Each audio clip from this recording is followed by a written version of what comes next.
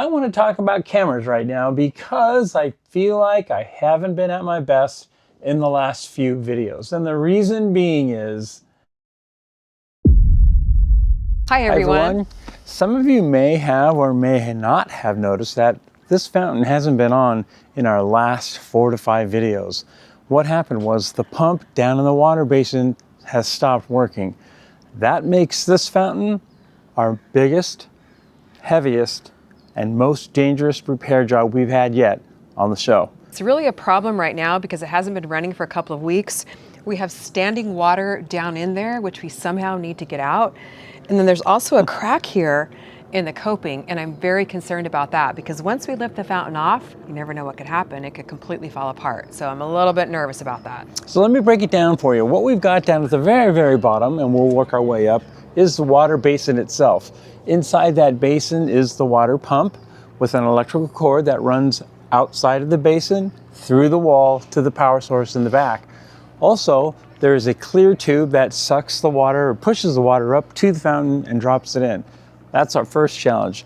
Our next challenge is going to be the grate. There's a grate here that catches all the debris, prevents it from going into the water. And what we're gonna have a challenge there with is this hole is bigger, and I remember this during the filming of the TV show, bigger than the fountain. It's gonna get really risky there, and we're gonna need some help, definitely, with scooching this thing around. This is going to be a doozy, and I'm asking you for your help. If you have done this type of job before and you have some suggestions that would be really helpful for us, please put them in the comments below. We're gonna need it. The fountain is actually barely balanced on the hole here, so moving it could really be an issue. The other thing that I'm concerned about, of course, is all this work going on. My peppers and my plants here, my eggplant, are really just starting to take off after the heat. So I really would love for them not to be completely destroyed in the process. So that's gonna be a big challenge as well, working around the plants. Grilling up our garden fresh harvest tonight, keeping it super simple with tacos. Easy ingredients. I'm not even gonna go over it. You guys know how to make tacos. Ground beef, chips, homemade salsa, cheese, my favorite taco seasoning. We're keeping everything in boxes, paper plates. This is a fun garden fresh, nice warm evening dinner. Chopping it all up, throwing it on the grill, and we're gonna be good to go.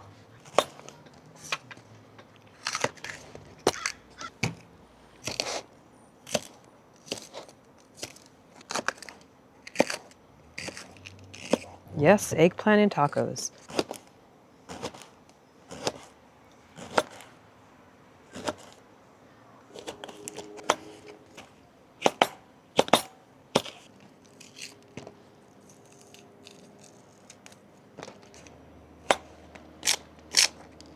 These colors are so pretty.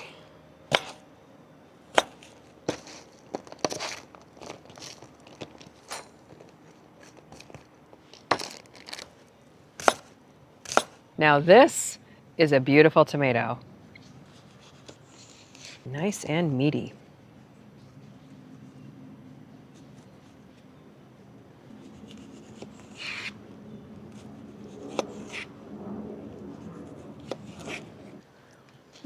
I forgot to get lettuce. Good thing I have some right over here. Actually, endive.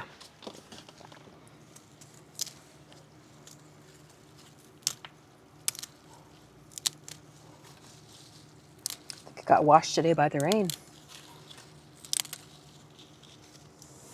Yummy.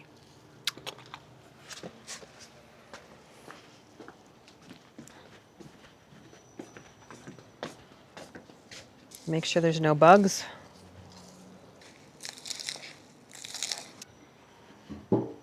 Oh, shizzle.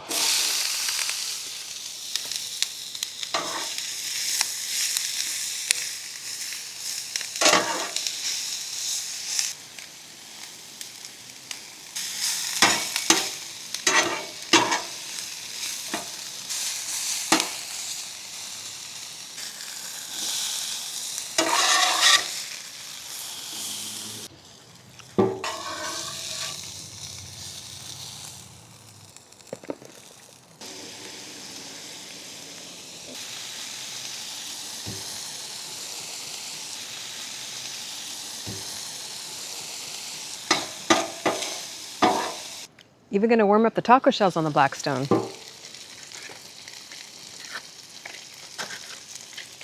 Okay, Jerry, ready for some tacos? Yes. You want two? Sure. All right, grab the shells. Okay. Dish up this meat right from the grill. Ooh. It's gonna have extra flavor because it's from the Blackstone.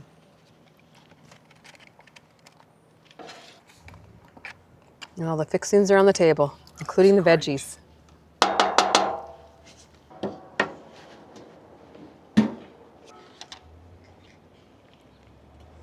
Garden fresh goodness right here.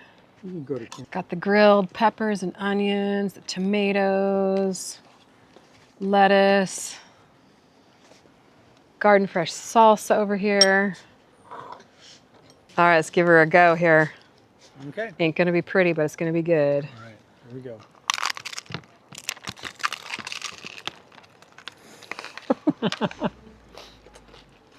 Oh, it's so good. I love how crispy the meat is too. Mm-hmm. All right, garden fresh goodness. Enjoy.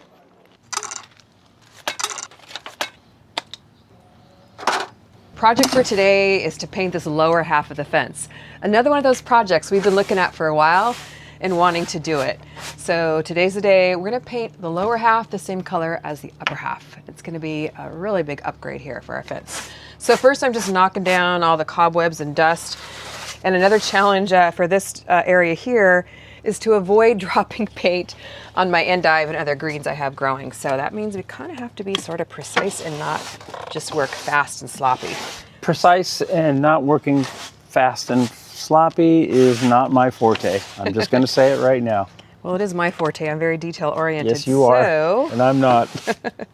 I will be supervising this job very closely to save my greens here. All right, we're going to get it done.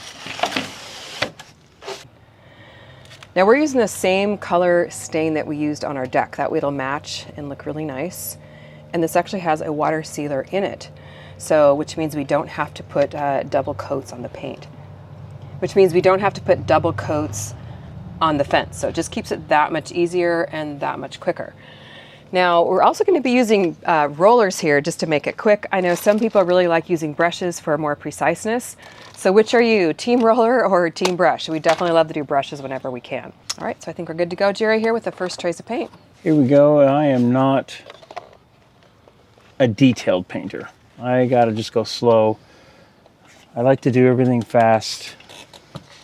And that usually means like on fine touches, that kind of thing, that's usually, I'm not the guy really for that, really is what I'm trying to say. Kim's really good at it. I get too impatient. I like the bigger, broad jobs. Either way, it gets done and it looks pretty good. I'll just guarantee you right now, some of this paint's gonna end up on those vegetables down there. Just being honest. You can unsubscribe now if you want. Just kidding. Now I just realized that I do actually have to cut in here along this black kind of plastic coating here along the fence. I really don't want to go to the trouble to tape everything off. So I'm just gonna eyeball it and wipe up drips as we go that get on the black here. And that way Jerry can just come in behind me or in front of me and roll real quick. This way we hopefully minimize drippage to the endive as well. But you know what? I'm hoping we don't have to do 2 coats. It's kind of showing through a little bit. And I'm curious if painting is one of your dreaded garden jobs? Yes. Or if it's something you really enjoy. No. It's looking better already, and it's going to be a pretty quick job actually, but I am seeing that we are going to need 2 coats on the paint. This is really porous wood and it just soaks up the paint. So 2 coats should do the job, and you know what? It's not going to match exactly with the wood above, but we're not saving lives here. We're just painting a fence, so we're perfectly fine with that. So I don't know if you ever do projects with your partner, but sometimes there can be conflicts, I'm not gonna lie. But we are getting this project down here. I'm going in and doing the detail work, that's my strength. Jerry's going in with the broad brush, that's his strength. As long as we work together that way, we don't have too many arguments.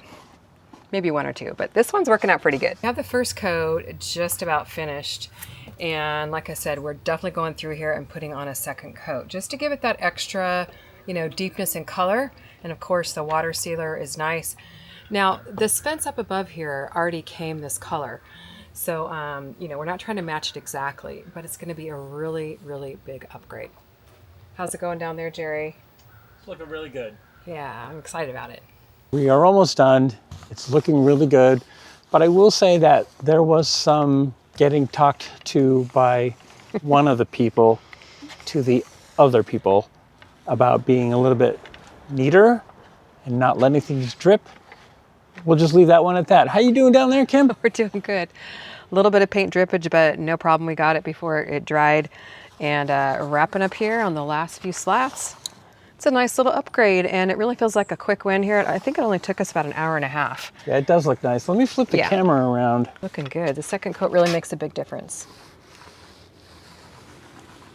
Nice.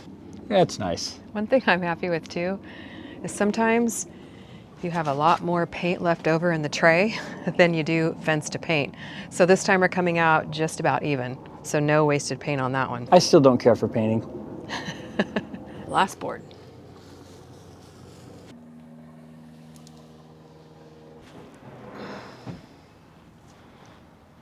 Welcome to the Camera Guy Gear Room. This is where I keep all my cameras and their accessories, charging stations, etc., etc. All the hardware, the heavy lifting things, they stay outside in the sheds. But I want to talk about cameras right now because I feel like I haven't been at my best in the last few videos. And the reason being is I got a new camera. So it's the learning curve that I'm going through. For example, you may have noticed that there were a couple of shots where I kind of cut off the top of Kim's head and it took me a minute to adjust to get her fully in screen without being chopped off at the top.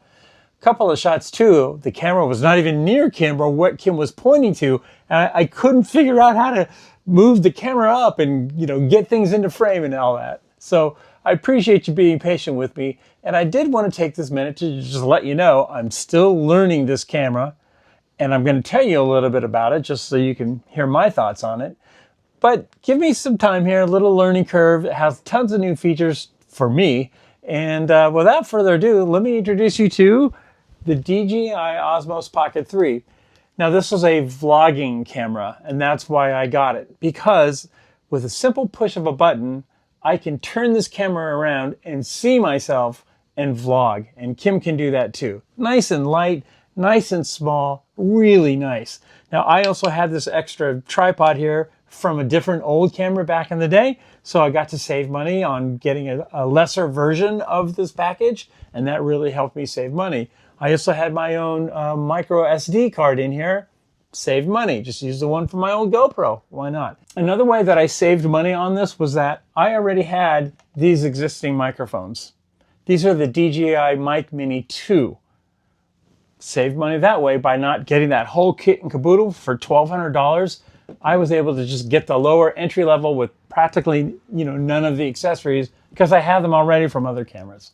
So let's talk about some of the things that I like about it. One, simple flip of the camera and you've got your screen on and you can obviously see your camera, but watch how fast I can turn around with 3 clicks here and I'm in vlogging mode. Just like that. Now I can see myself on this display. It's small, but it gets the job done and lets me know that I'm in frame or not. I'm ready to turn around and film the other way. 1, 2, 3, and it turns around. So this is nice and light, easy for Kim to carry. We can adjust it with this type of little tripod that I had. So this is what that is. And we absolutely like it a lot. But I am still getting used to it. Now, one of the other things that I like about it is that it has the ability to do a time lapse within this camera as well. So I can set it and forget it, as Kim likes to say, and that way I can grab time-lapse shot. I'm still learning how to do that as well. Right now I'm filming on an iPhone and I can't see myself. I'm staring right at the lenses just to be safe, but there are certain shots that we make that you can't do them twice. So you got to make sure you're getting the shot. So that's the beauty of having a vlogging style camera like this. So do I suggest it for you? Would I say no, don't get that? It's not for me to say. But I will give you this qualification. If you find that you are not very tech savvy and you're not quite understanding camera terminology and camera menu systems within this type of device, or even your iPhone, you find yourself struggling with that, this may not be the camera for you, because there are lots of cause and effects features in this camera. And it's still taking me quite a bit of time to learn my way through the menus. In other words, if I turn one feature off, I might be turning on another feature without even knowing it. I've had to learn that the hard way, that all of a sudden I lost a feature. I'm like, well, why doesn't that work now? What happened? I didn't touch it. I'd go into the settings once I found it, and then I was like, I didn't turn that off, or I didn't turn that on. So I am finding a lot of that with this camera. But Jerry, isn't it point and shoot? Yes and no. Because yes, if you don't want to do anything to it, and you just want to leave it, and you don't want to use any of its nice features, then it's point and shoot for the most part. But the minute that you change something, you are at risk of changing something else and not even know it until you go to use it. So if you're not savvy with that, I would say maybe borrow one from someone for a while and see if you could pull it off. Besides that frustration, and you can ask Kim, I've had them for quite a few shots there where I've had to say, Kim, I'm sorry, I got to go look on the internet to find out how to turn something back on or how to turn something off. I don't know why the camera's doing that. You know, that kind of thing. It's a great camera. One of the features that I like about it is it has a follow feature. So I can put this camera on me, I can work on my workbench and move around like this, and that will track my face. It's amazing. But if there's someone else in the shot, that person's face obviously doesn't get tracked, but it causes a little conflict with the camera. So there's just lots of little things like that that you just have to be aware of and have a workaround for. Again, something for you to think about. Am I going to keep it? Yeah, we like it. We like how small it is. We like how easy we could just vlog and talk. We took that one to the beach. You saw those videos. And we like the image as well. One thing you may notice right now in this shot on my iPhone is how pretty it looks. I mean, I got to admit, it's a pretty shot. And I am shooting what's called cinematic mode.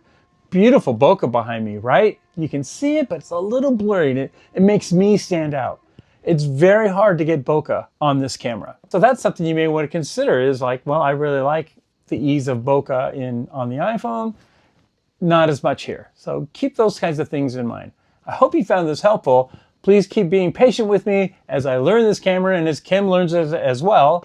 In closing, I hope you enjoyed this little review of the Osmos, and if you were considering it, I hope this help you make your decision in one way or the other.